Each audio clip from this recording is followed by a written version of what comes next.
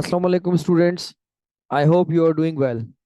Students, today we are using New Syllabus D Mathematics Book 1, 7th edition Oxford and chapter number 9, exercise 9C. जैसे कि आप देख चुके हैं मेरी पिछली वीडियो में हमने इस टॉपिक में टाइम की एक्सरसाइज 9C के कुछ पार्ट्स डिस्कस कर लिए थे और कुछ केसेस। अब हम इसके क्वेश्चन नंबर 3 के पार्ट नंबर ई को डिस्कस करते हैं जहाँ पे डे चेंज हो रहा है। और मैं आपको अपनी पिछली वीडियो में तीनों केसेस में समझा चुका हूँ कि आपने किस तरह फॉर्मूला यूज करना है अगर डे चेंज हो रहा हो।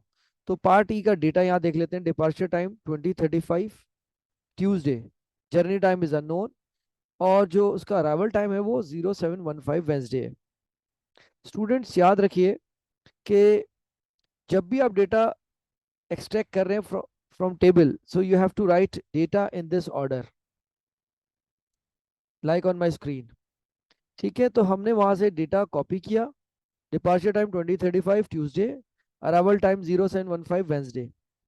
और फिर मैं रिपीट कर दूं, ये एक्सरसाइज 9C पेज नंबर 220 है।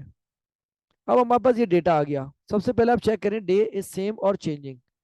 20:35 देखें तो ये रात के 8 बज रहे हैं डिपार्चर टाइम, और 7:15 मतलब मॉर्निंग AM, तो डे भी लिखा हुआ है।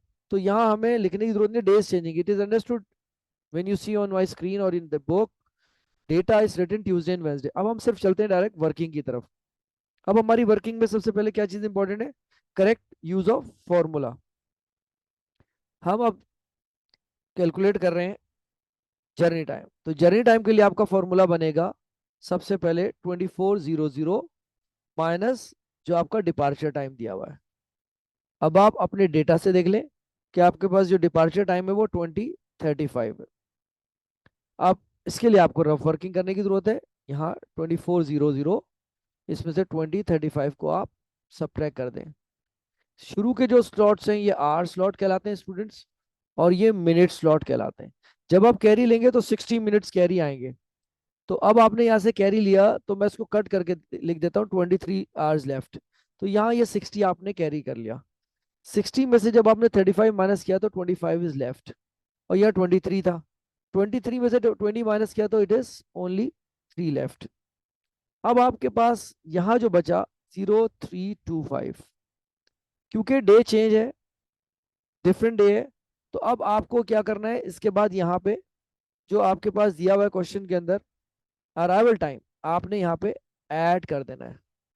हम यहाँ वर्किंग के अंदर शो करते हैं कि अराइवल टाइम हमारे पास कितना दिया हुआ है, 0715। हम चलते हैं रफ वर्किंग की तरफ। अब आप यहाँ इसको ऐड करें 0715। अगर ये 60 से छोटा है तो ये एज इट इज मिनट्स में लिख दिया जाएगा। अब आप इसको ऐड कर लीजिए, इट बिकम्स 40, 7 एंड 3 10। तो ये 10 आवर्स 40 मिनट्स।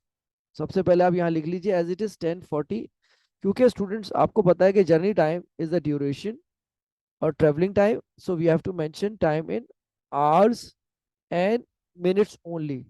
तो आप इसको कभी भी AM और PM में लिखने की कोशिश मत कीजिएगा या 24 आवर क्लॉक में, तो ये रॉन्ग आंसर होगा आपका।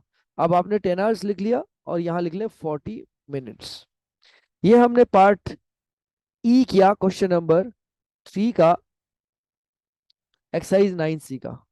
अब हम चलते हैं इसके एक वर्ड प्रॉब्लम की तरफ, जहां हम देखते हैं कि डे सेम है या डे चेंज हो रहा है। अब आप अपनी बुक का पेज नंबर 220 आप देख लीजिए as a reference I am telling you. ये आप देखिए क्वेश्चन नंबर, मैं इसको स्क्रॉल कर देता हूँ आपकी कन्वीनियंस के लिए। क्वेश्चन नंबर 5 को हम डिस्कस कर रहे हैं।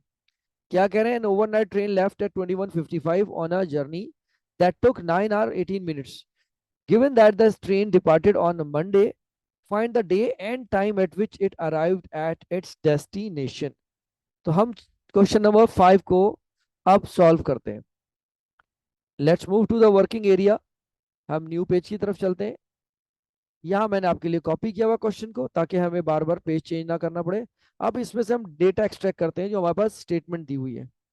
अब यहाँ पे सबसे पहले आपने यही अपनी हैबिट बनानी है कि जब भी आप वर्ड प्रॉब्लम को रीड करें तो आप कीवर्ड को अंडरलाइन कर लें। कीवर्ड ओवरनाइट का मतलब डेज चेंजिंग, लेफ्ट का मतलब क्या होगा, DT डिपार्चर टाइम। अब इसी तरह से ये क्या दिया हुआ, टुक 9 आवर, तो इसका मतलब this is journey time, duration है। डिपार्टेड मंडे को हुई थी, तो अब आपको डे बताना है और किस टाइम। अराइव्ड, इसका मतलब दिस इज अराइवल टाइम। तो ये डेटा, जब भी आप क्वेश्चन की स्टेटमेंट रीड कर रहे हो, डिफरेंट पेंसिल से, डिफरेंट कलर से या पेन से आप उसको अंडरलाइन कर लें। अब हम इसका डेटा लिखते हैं अपने डेटा के कॉलम में।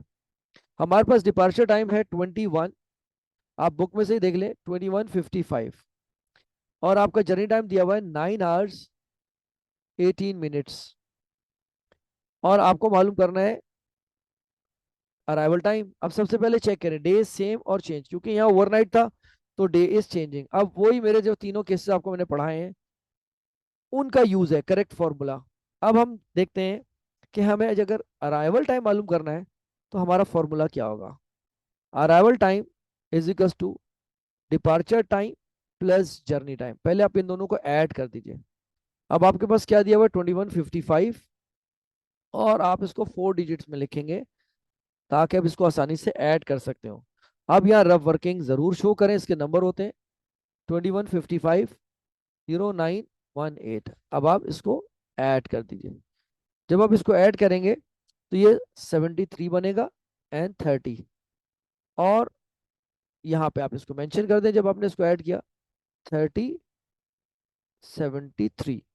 क्योंकि स्टूडेंट्स आपको पता है कि 24 आवर के अंदर पॉसिबल ही नहीं है कि 30 आवर्स एग्जिस्ट करते हो, तो हम क्या करेंगे, इसमें सब्ट्रैक्ट कर देंगे 2400 को। ठीक है, क्योंकि डे चेंज हो रहा है, तो अब आप इसको माइनस करेंगे तो it become 713।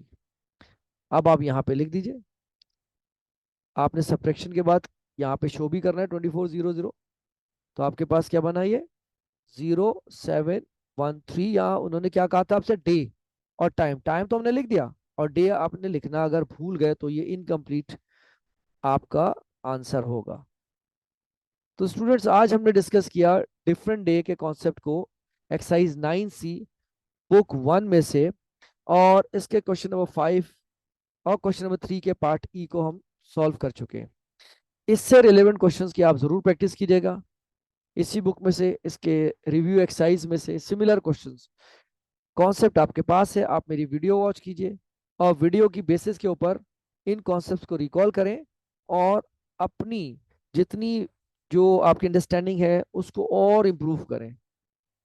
Thank you so much students, आज का लेसन हम यहाँ ख़त्म करते हैं। I will see you in the next video.